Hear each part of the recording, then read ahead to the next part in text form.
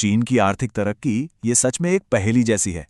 सोचने वाली बात है कि एक देश जो कुछ दशक पहले बिल्कुल अपने पड़ोसियों जैसा था, वो आज दुनिया की सबसे बड़ी अर्थव्यवस्थाओं में से एक कैसे बन गया। तो चलिए इस पूरे मामले की तह तक जाते हैं और इस रहस्य से पर्दा उठाते हैं। कहानी की शुरुआत होती है 1990 से। जरा इस पर गौर कीजिए। तब भारत और चीन की अर्थव्यवस्थाएं लगभग एक जैसी थीं। और आज, सिर्फ 30 साल बाद, चीन की अर्थव्यवस्था भारत से 5 गुना बड़ी हो चुकी है। ये कोई मामूली बदलाव नहीं है, ये तो एक पूरा आर्थिक भूचाल है। तो सवाल यही उठता है, आखिर ये हुआ कैसे? इस आधुनिक आर्थिक चमत्कार को समझने की जो चाबी है ना, वो इसके इतिहास में ही कहीं छिपी हुई है। तो इस कहानी का पहला पड़ाव वो है जंग के बाद का चीन। इस जबरदस्त बदलाव की जड़ें समझने के लिए हमें उस दौर की उस अशांत नींव को देखना ही होगा। 1949 में जब कम्युनिस्ट पार्टी सत्ता में आई तो चीन की अर्थव्यवस्था एकदम खंडर हो चुकी थी। फैक्ट्रियां तबाह, पूरा इंफ्रास्ट्रक्चर नष्ट हो चुका था और महंगाई इतनी ज्यादा थी कि पैसों की कोई कीमत ही नहीं बची थी। सोचिए, यहां से शुरुआत करना कितनी बड़ी चुनौती रही होगी। अब माओ का दौर काफी उथल-पुथल भरा था। ग्रेट लीप फॉरवर्ड और कल्चरल रेवोल्यूशन जैसे अभियानों ने अर्थव्यवस्था को बहुत नुकसान पहुंचाया। लेकिन इस पूरी अराजकता के बीच, शायद अनजाने में ही सही, बेसिक इंडस्ट्री और एक पढ़े लिखे वर्कफोर्स की नींव रखी जा रही थी। और फिर आता है चीन के इतिहास का सबसे बड़ा टर्निंग पॉइंट, एक ऐसा बदलाव जिसने सुधार और तरक्की के एक बिल्कुल नए युग का दरवाजा खोल दिया। दांग शियाओपिंग के इन शब्दों पर जरा गौर कीजिए। उन्होंने कहा, समाजवाद का मतलब गरीबी को खत्म करना है। दरिद्रता समाजवाद नहीं है। मतलब उनके लिए सबसे जरूरी काम था देश की उत्पादक शक्तियों को बढ़ाना। ये सोच अपने आप में एक वैचारिक क्रांति थी, जिसने आर्थिक विकास को हर चीज से ऊपर रख दिया। और इसी नई सोच से जन्म हुआ सुधार और खुलेपन के दौर का। इसका मतलब बिल्कुल साफ था, बाजार को काम करने दो और दुनिया भर के निवेश के लिए अपने दरवाजे खोल दो।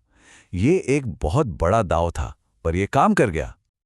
और इसका नतीजा सोच से भी परे। इन सुधारों के बाद चीन ने लगभग 30 सालों तक हर साल औसतन 10% की दर से तरक्की की। 10%। ये इतिहास में किसी भी देश द्वारा देखी गई सबसे तेज आर्थिक वृद्धि में से एक है। लेकिन चीन सिर्फ अपनी घरेलू सफलता पर ही नहीं रुका। अब वक्त था अपनी इस आर्थिक ताकत को वैश्विक मंच पर उतारने का। और इसके लिए उन्होंने एक बहुत ही महत्वाकांक्षी योजना बनाई, जिसे हम बेल्ट एंड रोड इनिशिएटिव के नाम से जानते हैं। ये है बेल्ट एंड रोड इनिशिएटिव, यानी BRI। इसको आप आज के जमाने का सिल्क रोड समझ सकते हैं। सड़कों, बंदरगाहों और रेलवे लाइनों का एक इतना बड़ा नेटवर्क जो चीन को सीधे एशिया, यूरोप और अफ्रीका से जोड़ता है। तो इसका मुख्य बिंदु क्या है? देखिए, BRI सिर्फ एक विदेश नीति का उपकरण नहीं है। ये चीन की अपनी कुछ सबसे बड़े घरेलू आर्थिक चुनौतियों का एक रणनीतिक समाधान भी है। इसके जरिए चीन अपने कम विकसित इलाकों को विकसित करना चाहता है, अपने टेक्नोलॉजी को दुनिया भर में फैलाना चाहता है और अपने कारखानों की अतिरिक्त उत्पादन क्षमता को दूसरे देशों में ले जाना चाहता है। लेकिन इस पूरी चमक दमक के पीछे एक अंधेरा पक्ष भी है। चीन की इस रणनीति की दुनिया भर में इतनी आलोचना क्यों हो रही है? क्या ये सच में एक महंगा एहसान है जो देशों को कर्ज के जाल में फंसा रहा है? इसी चीज को डेट ट्रैप डिप्लोमेसी या कर्ज के जाल वाली कूटनीति कहा जाता है। आरोप यह है कि चीन जानबूझकर देशों को इतना भारी कर्ज देता है कि वो चुका ही ना पाएं, और जब वो देश कर्ज नहीं चुका पाते तो चीन उनकी महत्वपूर्ण संपत्तियों पर कब्जा कर लेता है या उनसे अपनी राजनीतिक बातें मनवाता है। और ये सिर्फ कोई थियरी नहीं है। श्रीलंका इसका एक जीता जागता उदाहरण है। चीन पर लगभग $8 अरब के कर्ज के बाद जब श्रीलंका उसे चुकाने में असमर्थ रहा तो उसे अपना हम्बनतोटा बंदरगाह 99 साल के लिए एक चीनी कंपनी को पट्टे पर देना पड़ा। तो अब कहानी घूमकर वहीं आ जाती है जहां से हमने शुरू की थी। चीन और भारत, दो रास्ते, एक भविष्य। चलिए विकास के इन दो अलग अलग मॉडलों को आमने सामने रखकर देखते हैं। यहाँ इन दोनों मॉडलों का फर्क बिल्कुल साफ दिखता है। एक तरफ है चीन का टॉप डाउन मॉडल, जहाँ सब कुछ सरकार तय करती है, काम बहुत तेजी से होता है और पूरा फोकस मैन्युफैक्चरिंग पर है।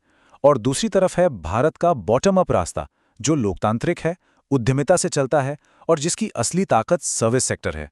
तो आखिर में सवाल बस यही है, इस बदलती हुई दुनिया में कौन सा मॉडल ज्यादा मजबूत साबित होगा?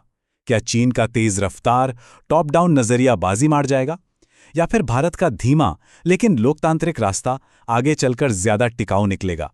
इसका जवाब तो आने वाला वक्त ही